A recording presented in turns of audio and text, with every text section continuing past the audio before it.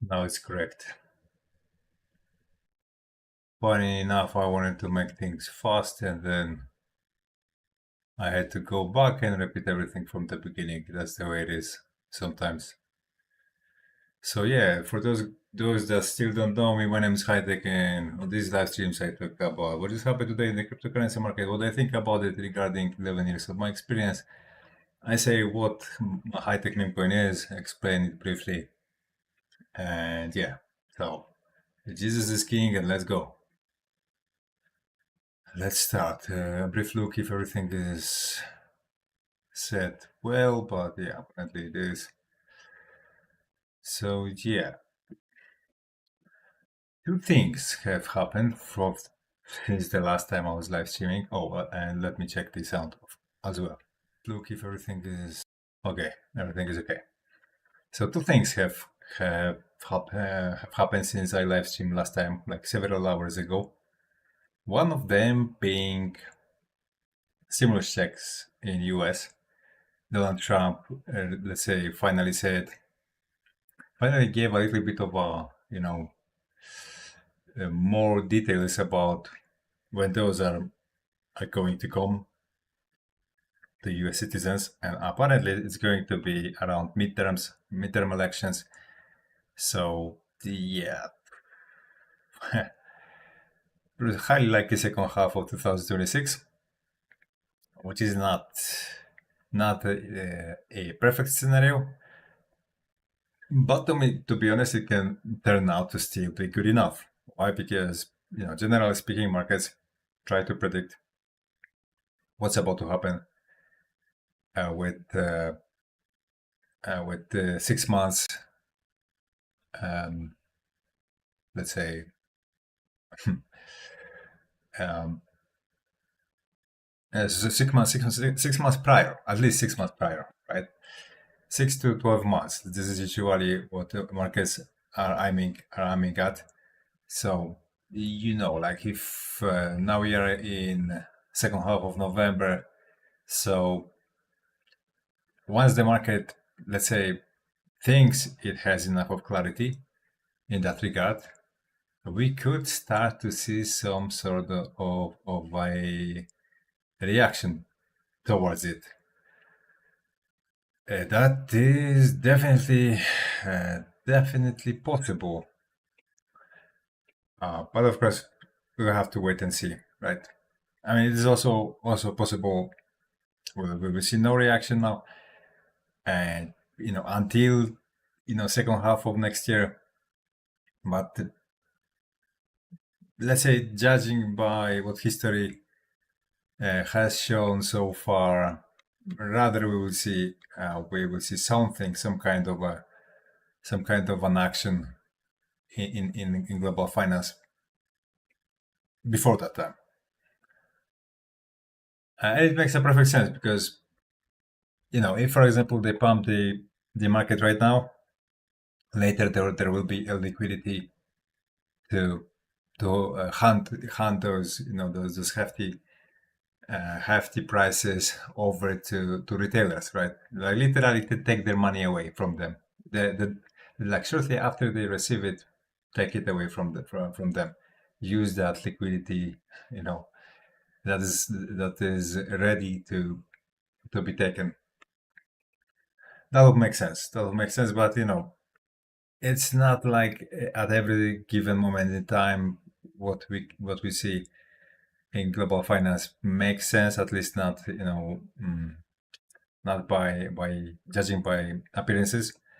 Sometimes somewhere under the hood there are some more stories that we find out about much later on. That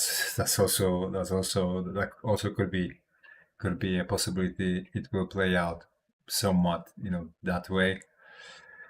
But yeah, the title of today's, I mean, of this live stream is this is actually my third live stream today. There is no fear. And here I'm talking about, I refer to the supposed level of fear in TradFi and crypto market, right? Because when we go over to crypto fear and greed index, it shows 17 yesterday. It was at 18. I mean, on CoinMarketCap and on Alternative.me, which is the oldest version of Fear and Greed Index for crypto. This one is, let's say, giving us data about the sentiment since 2018, and this one shows us 14, right? And yesterday it was at 10, so very, very low level. But I've seen Alessio Rastani video today, and for those that do not know, Alessio Rastani is actually my favorite when it comes to market analysts. It's not like I trade based on what he says, absolutely not. But when it comes to people that I like to let's say hear out from time to time, Alessio Rastani is definitely at first place of the podium on my list. And he says that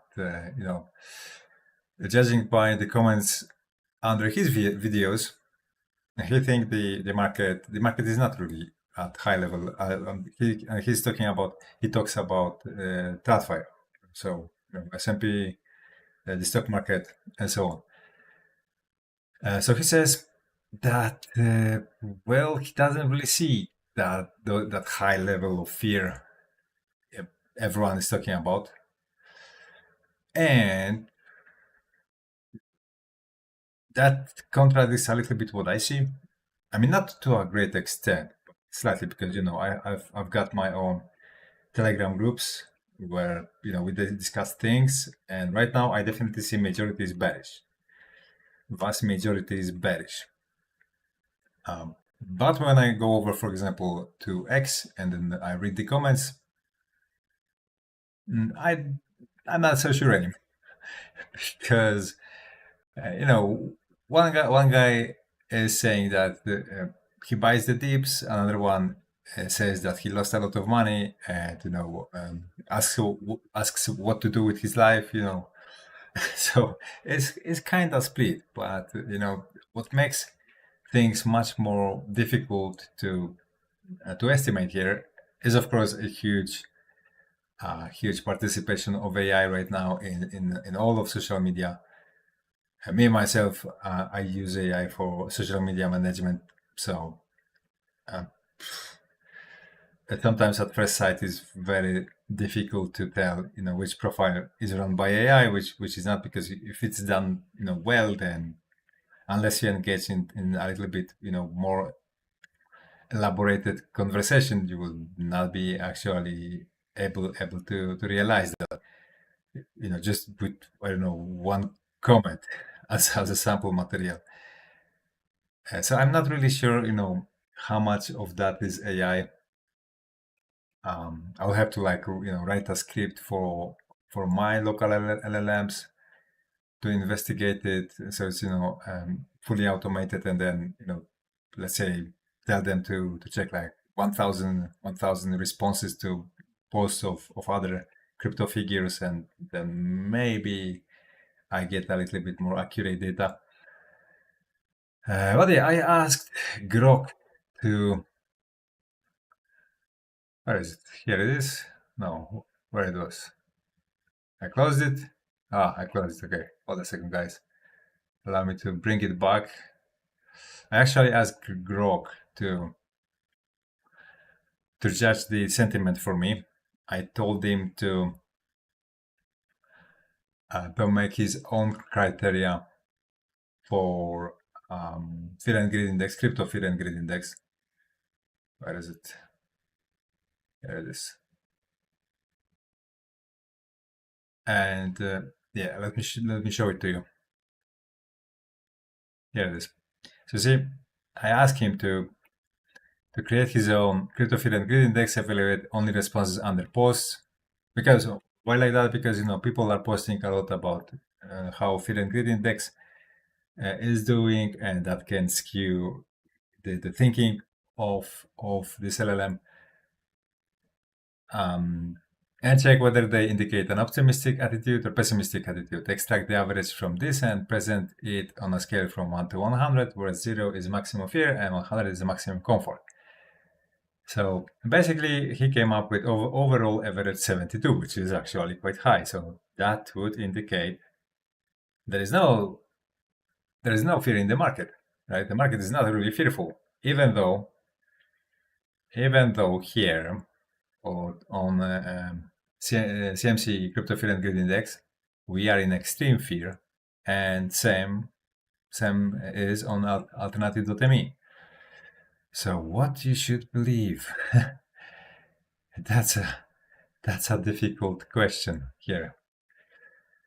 As always, you should believe chart and chart only. Ultimately, you should believe only the chart. Only the chart tells you the truth. All of the rest, any other kind of data can be manipulated. Like, for example, mentioned before mentioned Crypto Fear and Greed Index. And so, what the chart is saying right now. So that, of course, is never for certain. Chart just rarely will give you a setup that has extremely high odds of doing one thing or another. I mean, it all depends on what margin of error you accept. Because if, let's say, if you accept quite a lot of price action noise, then yeah, let's say the hit rate can vastly increase. But most of you guys are not ready for or are not willing to accept that much of a price action noise, because that includes let's say drops of even minus 50% in the process. So most of people, they do not want to experience trips like that. So that is why it's never, of course, it's never blatantly clear or what the market is about to do next, but oftentimes it gives quite solid hints. And in this case, of course, may I stick to what I see currently, a repetition of this pattern, very, very similar market behavior we are witnessing right now.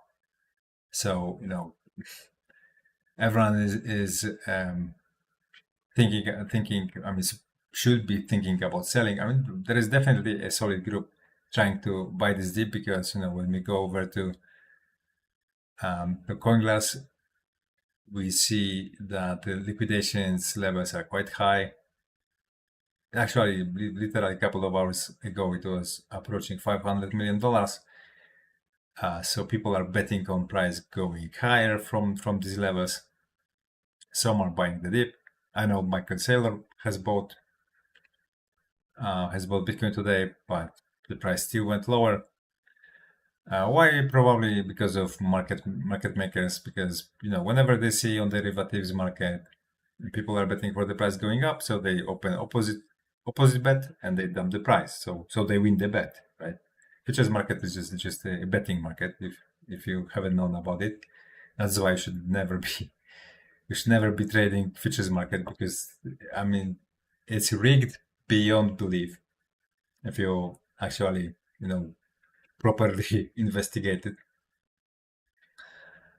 So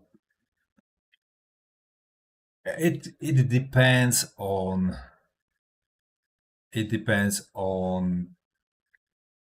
when people capitulate. The fact that we are literally repeating same thing over again,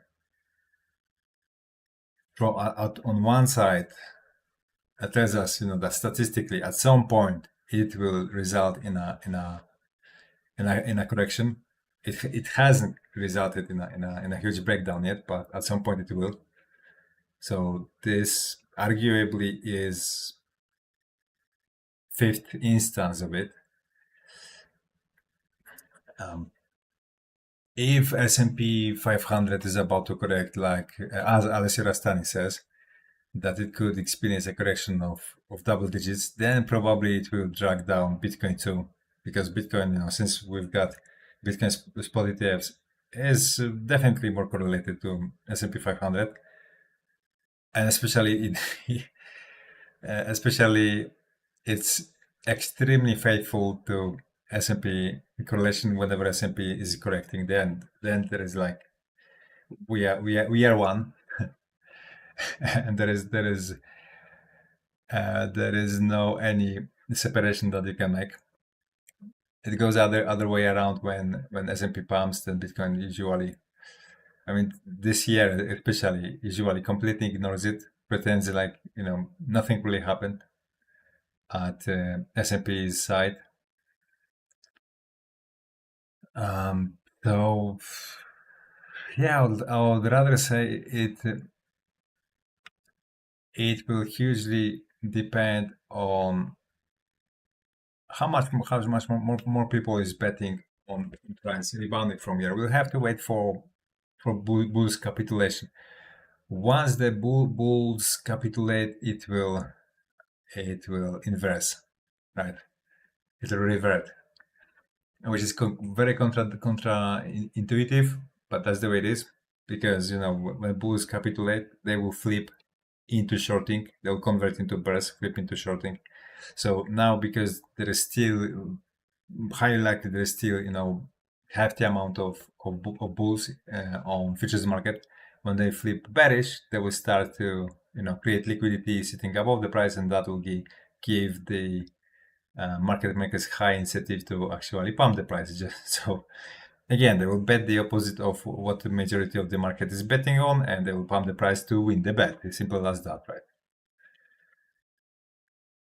So the fact that we see quite round numbers on Congress when it comes to capital that has been liquidated. Who knows? Maybe we are getting close to it. Maybe we will not have to see a further decline. Maybe that is enough. Me myself, I'm surprised we went even to low 90s. I wasn't expecting that. I'm out of the market for quite a while already. My exits were above 100k. My algorithm has closed my Bitcoin positions, because for those that know me and watch me, I do not trade manually. I leave it all to my trading systems. That has been the case for me for long years already, and it has served me amazingly well. But even though I had last exit at 101 and 157, 100 and 1,157, and it was a lost trade, as you see. I still wasn't expecting Bitcoin to go to low 90s. I was expecting something in form of regaining the upward momentum and going higher. So it comes as a slight surprise to me, but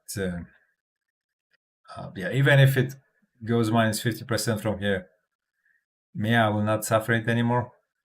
But to be perfectly honest, I don't really see a solid reason for Bitcoin to do that. The only thing that could bring it below 90k now is S&P 500. If S&P 500 experiences negative volatility, then probably, sadly, it will have to drag Bitcoin with it. I mean, it's not 100% certain, because we had literally like maybe two moments this year when S&P 500 was going down and Bitcoin was holding on. But majority of cases it was the opposite. So that is why the odds are a little bit against us if S&P goes lower. And it didn't have the best of days today. I mean, actually, yesterday in my time zone, it was already yesterday. So yeah, that daily was red. I mean, the Monday daily was red. So some people can argue that we have M formation here, which is a bearish formation. So according to this formation, I mean, the target will be around 6,550, the vicinity of that levels. And how much that will be in percentage terms?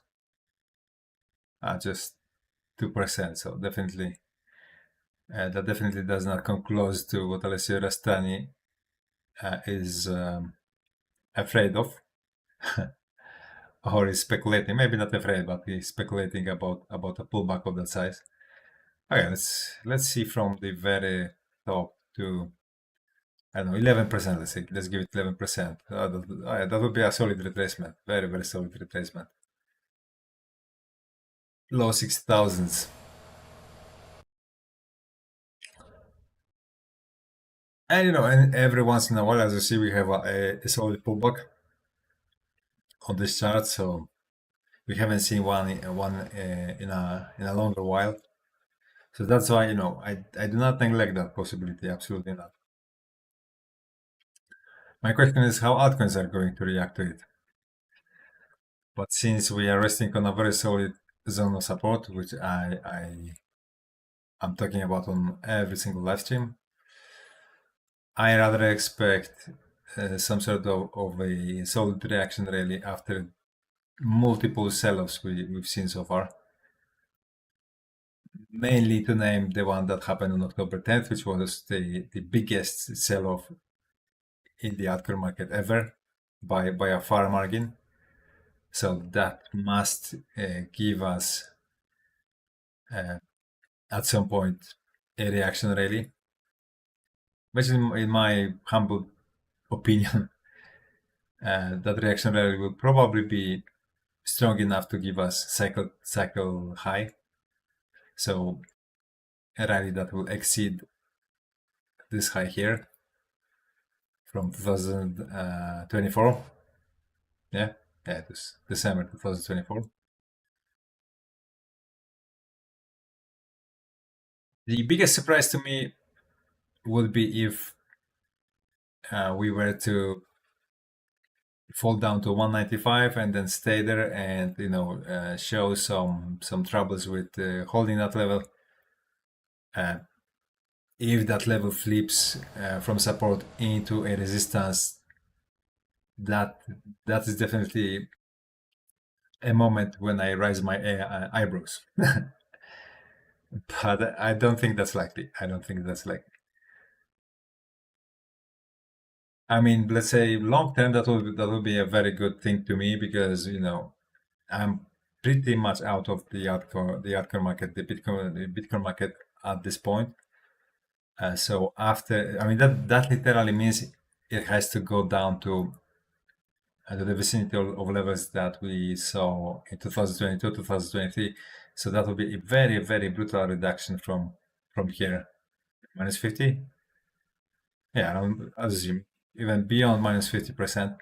So once it finds a rock bottom, goes sideways, to cool off, consolidates.